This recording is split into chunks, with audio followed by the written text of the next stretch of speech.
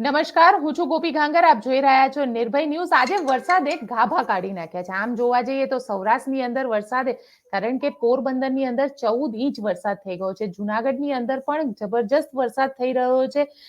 જે જામજીર ધોધ છે તે પણ તેના રુદ્ર સ્વરૂપમાં છે. દ્વારકામાં વરસાદ છે.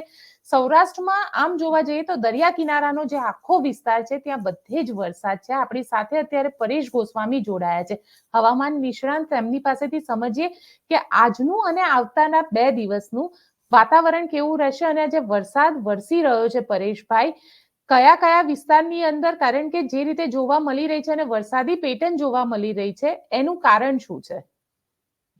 ચોક્કસથી ગોપીબેન, સંપૂર્ણ વાત કરવા જઈએ તો આ જે 15 જુલાઈ સુધીનું જે સેશન હતું, એટલે 1 થી 15 જુલાઈ સુધીમાં રાજ્યમાં કોઈ મોટા વરસાદ કે અતિભારે વરસાદ નથી જોયા. હા, એક ચોક્કસથી છે કે અમુક જગ્યાએ 1-2 સેન્ટરની અંદર કદાચ સામાન્ય કરતા વધારે પડ્યો હોય, પણ સાર્વત્રિક રીતે અથવા તો વધુ જિલ્લાઓની અંદર એ વરસાદનો લાભ મળ્યો હોય એવું નથી બન્યું. હા, એક ચોક્કસથી છે કે હવે 16 જુલાઈથી જે વરસાદનો રાઉન્ડ ચાલુ થયો છે, આ કંઈક અલગ પ્રકારનો છે અને ભારેથી અતિભારે છે. હવે અહીં ખાસ વાત કરવાની છે. સૌ પ્રથમ તો આપને જણાવી દઉં કે આ વરસાદ કઈ સિસ્ટમથી પડી રહ્યો છે. અત્યારે રાજ્ય ઉપર એક કરતા વધારે પરિબળો છે કામ કરી રહ્યા છે.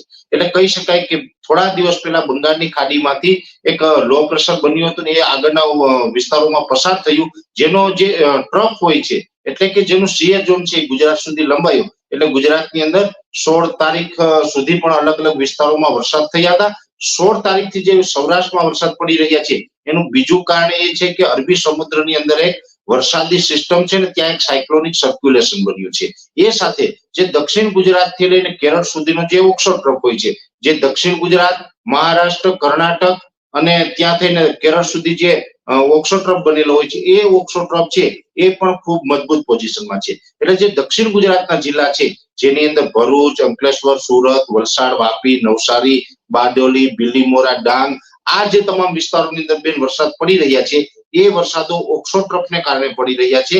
અને સૌરાષ્ટ્ર અને કચ્છમાં જે વરસાદો જોવા મળી રહ્યા છે એ સાયક્લોનિક સર્ક્યુલેશનને કારણે જોવા મળી રહ્યા છે. હવે મહત્વની વાત એ છે કે છેલ્લા 24 થી 36 કલાકની અંદર સૌરાષ્ટ્રના ગીર સોમનાથ, જુનાગઢ, રાજકોટના અમુક તાલુકાઓ, એ સાથે પોરબંદર, દ્વારકા અને જામનગર, આ જે 5 થી 6 જિલ્લાઓ છે, આ 5 થી 6 જિલ્લાઓને વરસાદે ગમરોડી નાખ્યા છે. જોકે કચ્છના પણ દરિયાઈ કાંઠાના અનેક તાલુકાઓની અંદર સારા વરસાદો પડ્યા છે. પણ સૌરાષ્ટ્રની અંદર તો ગોપીબેન ડબલ ડિજિટની અંદર વરસાદો જોવા મળ્યા. એટલે કે 9 ઇંચ કરતા વધારે, કોઈ જગ્યાએ 10-12 ઇંચ, તો કોઈ જગ્યાએ 15-17 ઇંચ સુધીના પણ વરસાદો જોવા મળ્યા છે. આજની તારીખની વાત કરવા જઈએ, જેવી રીતે તમે વાત કરી કે પોરબંદરમાં 14 ઇંચ છે, હું આજની તારીખ તમને વાત કરું તો 19 તારીખના રોજ ધોરાજી તાલુકાના અમુક ગ્રામ્ય વિસ્તારોની અંદર 3 કલાકની અંદર 14 ઇંચ જેટલા વરસાદો પડ્યા છે. એટલે એક પ્રકારે ગ્રામ્ય વિસ્તારની અંદર અતિવૃષ્ટિ જેવો માહોલ અત્યારે સર્જાઈ ચૂક્યો છે. અને આ સાયક્લોનિક સર્ક્યુલેશન છે એ હજુ આવનારા 24 થી 36 કલાક સુધી ગુજરાત ઉપર ભારે અસર કરશે. અત્યારે અમારું જે આજનું 19 તારીખનું બપોર સુધીનું જે 1 વાગ્યા સુધીનું લાસ્ટ પ્રિડિક્શન છે, ત્યાં સુધી ગોપીબેન આ સાયક્લોનિક સર્ક્યુલેશન સૌરાષ્ટ્રના જે દ્વારકાથી પશ્ચિમ દિશામાં અરબ સાગરની અંદર છે. અને એ સિસ્ટમને કારણે હજુ પણ દ્વારકા, જામનગર, પોરબંદર, ગીર સોમનાથ, જુનાગઢ, અમરેલી અને રાજકોટ, આટલા જિલ્લાની અંદર હજી 24 થી 36 કલાક દરમિયાન ભારેથી અતિ ભારે વરસાદ જોવા મળે. ડબલ ડિજિટની અંદર, એટલે કે 9 ઇંચ કરતા વધારે, 10 ઇંચ સુધી અથવા એનાથી વધારે વરસાદ જોવા મળે તેવી શક્યતા અમે 24 થી 36 કલાક દરમિયાન માની રહ્યા છીએ. એટલે હજુ પણ આપણે સાવધાન અને સાવચેત રહેવાની જરૂર છે. કચ્છના જે દરિયાઈ કાંઠાના ભાગ છે, જેમાં કંડલા, માંડવી, મુન્દ્રા, પીપાવા હોય, અથવા તો અંજાર, નખત્રાણા છે, ભચાઉ, ભુજ છે, આ તમામ વિસ્તારમાં પણ થોડુંક સાવચેત રહેવાની જરૂર છે. ત્યાં પણ ભારેથી અતિભારે વરસાદ અમુક સેન્ટરમાં થઈ શકે છે. બાકી સૌરાષ્ટ્રના મેં આપને જિલ્લાઓ જણાવ્યા તે ડેન્જર ઝોનની અંદર અત્યારે ગણી શકાય. એમાં બિલકુલ પણ અત્યારે બેદરકારીથી કે હળવાશથી લીધા જેવું નથી, કેમ કે વધારે વરસાદની હજુ પણ ત્યાં શક્યતાઓ છે. હવે 24 કે 36 કલાક, એટલે કે 20 જુલાઈ 2024 ના રોજ આવતીકાલે મોડી રાત સુધીમાં પછી આ સાયક્લોનિક સર્ક્યુલેશન છે એ પશ્ચિમ દિશા તરફ અરબી સમુદ્રમાં ખસી જશે. પછી આ વરસાદની માત્રા છે ઘટશે. પણ આ રાઉન્ડ છે 16 થી 20 જુલાઈનો સાયક્લોનિક સર્ક્યુલેશનને કારણે છે. પણ હવે પરિસ્થિતિ એ છે કે નવો રાઉન્ડ બીજો 21 જુલાઈ થી લઈને 29 જુલાઈ આવવાનો છે. કેમ કે ગોપીબેન આ તો અરબી સમુદ્રની અંદર સાયક્લોનિક સર્ક્યુલેશન હતું. હવે ફરીથી પાછું ગઈકાલે બંગાળની ખાડીની અંદર પણ એક સિસ્ટમ બની છે. ગઈકાલે બંગાળની ખાડીની અંદર લો પ્રેશર બન્યું હતું, એ આજે મોડી રાત્રે વેલમાર્ક લો પ્રેશરમાં ફેરવાયું અને હવે આજે 19 તારીખના રોજ એ વેલમાર્ક લો પ્રેશર છે ડિપ્રેશન બની ગયું છે. હવે એ ડિપ્રેશન બન્યું છે, એ ડિપ્રેશન અત્યારે બંગાળની ખાડીની અંદર છત્તીસગઢ આસપાસ, છત્તીસગઢના દરિયા કાંઠે અત્યારે આવી ચૂક્યું છે. એ છત્તીસગઢ થઈ, મધ્યપ્રદેશ થઈ અને ગુજરાત ઉપરથી પસાર થાય તેવી પૂરી શક્યતાઓ છે. આજે 19 તારીખ છે, લગભગ 21 અથવા તો 22 જુલાઈના રોજ એ ડિપ્રેશન ગુજરાત સુધી પહોંચી જશે અને એ ગુજરાત ઉપરથી પસાર થશે એટલે એ વરસાદની શરૂઆત લગભગ છોટાઉદેપુર અથવા તો ગોધરા અથવા તો રાજપીપળાથી થઈ શકે છે. એ ડિપ્રેશનને કારણે મધ્ય ગુજરાત અને ઉત્તર ગુજરાતમાં તીવ્રતા વધારે રહેશે. જેવી રીતે અરબી સમુદ્રનું જે સાયક્લોનિક સર્ક્યુલેશન હતું, જેને કારણે સૌરાષ્ટ્રની અંદર તીવ્રતા વધારે રહી, સૌરાષ્ટ્રને એક પ્રકાર ધોઈ નાખ્યું, એવી રીતે હવે વારો હશે મધ્ય ગુજરાત અને ઉત્તર ગુજરાતનો. કેમ કે 21 અથવા 22 જુલાઈથી બંગાળની ખાડીનું લો પ્રેશર જે હતું એ ડિપ્રેશન બનીને ગુજરાત ઉપરથી પસાર થવાનું છે. જે રાઉન્ડ પણ હવે 28 અથવા તો 29 જુલાઈ સુધી ચાલવાનું છે. એટલે કહી શકાય કે હવે ગોપીબેન કચ્છ અને સૌરાષ્ટ્ર દક્ષિણ ગુજરાતના જિલ્લાઓમાં જે અલગ અલગ વિસ્તારમાં આ 3-4 દિવસની અંદર વરસાદ પડ્યો છે, હજુ 28 તારીખમાં રોજ 2-5-10 જિલ્લા બધામાં અલગ અલગ વિસ્તારોમાં વરસાદ પડતા રહેશે. 29 તારીખ આવતા રાજ્યનો કોઈ જિલ્લો કે કોઈ તાલુકો બાકી નહીં હોય કે જ્યાં વરસાદ ન પડ્યો હોય. તમામ વિસ્તારોની અંદર હવે વરસાદો છે થઈ જશે અને જુલાઈ મહિનો છે એક પ્રકારે હેલીનો માહોલ હોય એ જ પ્રકારની હેલી હવે ચાલુ થઈ ગઈ છે. આ એક ચોક્કસથી છે કે આ 2 પાર્ટની અંદર વરસાદ છે. જે આજે 16 તારીખથી વરસાદ ચાલુ થયું છે, આપણે 20 તારીખે એ રાઉન્ડ પૂરો થવાનો છે, કેમ કે અરબી સમુદ્રનું જે અસર હતી.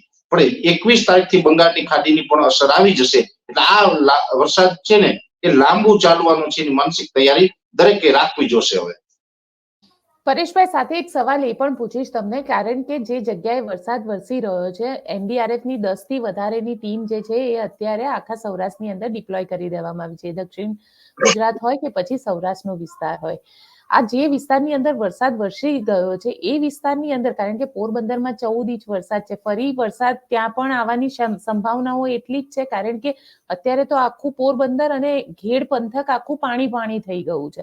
તો એ બધા વિસ્તારમાં પણ ફરી વરસાદ વરસી શકે છે. જુનાગઢ છે, પોરબંદર છે, આ બધો જે વિસ્તાર છે ત્યાં આગળ. બિલકુલ બેન, મેં આપને કીધું ને, 6 જિલ્લા છે ને એને થોડુંક વધારે અમે શક્યતા માનીએ છીએ, જેમાં ગીર સોમનાથ, જુનાગઢ, રાજકોટના અમુક ભાગો, રાજકોટ આખો જિલ્લો નહીં પણ એના અમુક તાલુકાઓ છે એને, એટલે ગીર સોમનાથ, જુનાગઢ, રાજકોટ, પોરબંદર, દ્વારકા અને જામનગર, આ જિલ્લાઓ છે એમાં હજુ પણ આવનારા 24 થી 36 કલાક દરમિયાન ભારેથી અતિ ભારે વરસાદની શક્યતાઓ છે. ખાસ કરીને અત્યારે જે નદીઓ છે, સૌરાષ્ટ્રની તમામ નદીઓ ગાંડી તૂર બની છે, જાણે દરિયો જતો હોય ને એમ આ નદી છે ને એ જાય છે. જેવી રીતે ગીર સોમનાથ હોય, જુનાગઢ હોય અથવા તો પોરબંદર, જામનગર છે, અને તમામ વિસ્તારનું પાણી છે ને એ તમામ વિસ્તારના પાણી પણ ઘેડ તરફ, એટલે કે જે સૌરાષ્ટ્રના જે દરિયાઈ કાંઠાના વિસ્તાર છે, જેમાં ગીર સોમનાથ, જુનાગઢ અને પોરબંદરના જે દરિયાઈ કાંઠાના ભાગો છે એ વિસ્તારો તરફથી આ તમામ મોટી નદીઓ જાય છે અને એ ગામડાઓની હાલત અત્યારે ખરાબ છે. બેન, જોવા જાય તો અત્યારે ઘેડના જે દરિયાઈ કાંઠાના ગામડા છે, એટલે જુનાગઢ અને પોરબંદર જિલ્લાના જે એકદમ દરિયાથી નજીકના ગામડાઓ છે, એના ખેતરોમાં કમર સુધીના પાણી છે ને એ આજની તારીખે ભરેલા છે અને એ પાણી હવે લગભગ આવનારા 1 મહિનો સુધી ઓસરે તેવી કોઈ શક્યતાઓ નથી. ત્યાંનો ચોમાસુ પાક તો 100% નિષ્ફળ ગણીને ચાલવાનું છે આપણે. પણ એટલું કહી શકાય કે હજી પણ 24 થી 36 કલાક દરમિયાન જામનગર, દ્વારકા, પોરબંદર, ગીર સોમનાથ, જુનાગઢ, રાજકોટ આ તમામ વિસ્તારોની અંદર અતિ ભારે વરસાદની શક્યતાઓ છે.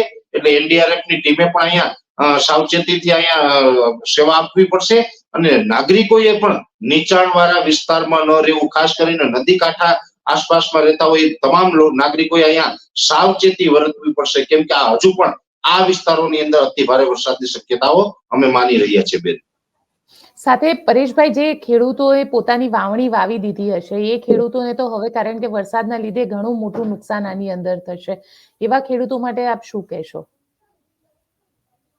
આમ જોવા જાય તો બેન, અમુક વિસ્તારો એવા છે, એમાં ખાસ કરીને ખેડના વિસ્તારો છે, જે જુનાગઢ અને પોરબંદરના દરિયાઈ કાંઠાના ગામડાઓ છે, ત્યાં લગભગ 5 કે 7 વર્ષે એક જ વર્ષ એવું હોય કે ચોમાસું પાક એટલે કે ખરીફ પાક છે એ લઈ શકે છે. મોટા ભાગના કેસમાં એવું જ બનતું હોય છે કે આ તમામ વિસ્તારનો સૌરાષ્ટ્રના પાણી છે એ તરફ જાય ને ખેતરોમાં સેલ ફરી વળે છે. એ ખેતરો બધા ડૂબી જાય છે, એનો પાક નિષ્ફળ જ જતો હોય છે. આ વર્ષે પણ સેમ એવું જ થયું છે. જો કે હવે આ તમામ પરિસ્થિતિ છે કુદરતી છે, એમાં આપણે કશું જ કરી શકીએ એમ નથી. હા, એક ચોક્કસથી છે કે ગવર્મેન્ટની જે મુખ્યમંત્રી કિસાન સહાય યોજનામાંથી કદાચ આ વિસ્તારના ખેડૂતોને કોઈ લાભ મળે તો એ સારી વાત છે. બાકી હવે ત્યાં ઓગસ્ટ પૂરો થાય ત્યાં સુધી નવું વાવેતર ન કરવું જોઈએ, આવી ખેડૂતોને મારી સલાહ છે. ઓગસ્ટ ધીમે ધીમે પૂર્ણ થતા આવે પછી ચણાનું વાવેતર જનરલી આ વિસ્તારોમાં દર વખતે ખેડૂતો કરતા હોય છે. એ જ મુજબનું ઓગસ્ટ પૂરો થાય પછી સપ્ટેમ્બરમાં ત્યાંના ખેડૂતોએ ચણાનું વાવેતર કરવું જોઈએ. બાકી હવે વાવેતર અત્યારે કોઈ નવું વાવેતર કરી અને પોતાનું મોંઘું બિયારણ છે એ બગાડવું ન જોઈએ, આવી મારી સલાહ રહેશે ખેડૂતોને. બિલકુલ પરેશભાઈ, આપ અમારી સાથે જોડાયા તેના માટે આપનો ખૂબ ખૂબ આભાર.